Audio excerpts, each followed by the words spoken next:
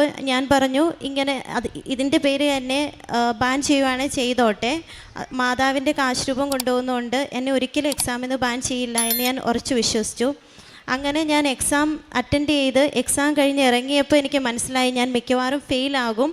കാരണം ഞാൻ ഒട്ടും നന്നായിട്ടല്ല ചെയ്തത്. കാരണം എൻ്റെ ശരീരത്തിന് ഒട്ടും ആരോഗ്യം ഉണ്ടായിരുന്നില്ല ആ സമയത്ത്.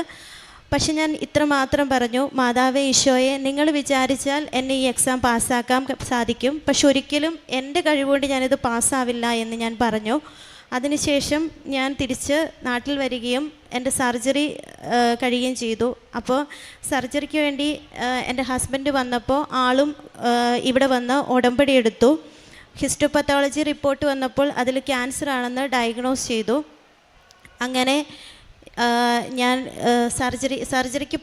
സർജറിക്ക് വേണ്ടി കയറുന്നതിന് മുമ്പ് എനിക്ക് മനസ്സിലായി സർജറി കഴിഞ്ഞാൽ എനിക്ക് ഈ പത്രം ഒന്നും ഡിസ്ട്രിബ്യൂട്ട് ചെയ്യാനോ ഒന്നും സാധിക്കില്ല എന്ന് മനസ്സിലായതുകൊണ്ട് സർജറിക്ക് പോകുന്നതിന് മുമ്പ് ഞാൻ ആ ചുറ്റുവട്ടത്തുള്ള എല്ലാ വീടുകളിലും നടന്ന് എൻ്റെ പത്രങ്ങളെല്ലാം ഞാൻ കൊടുത്തു തീർത്തു.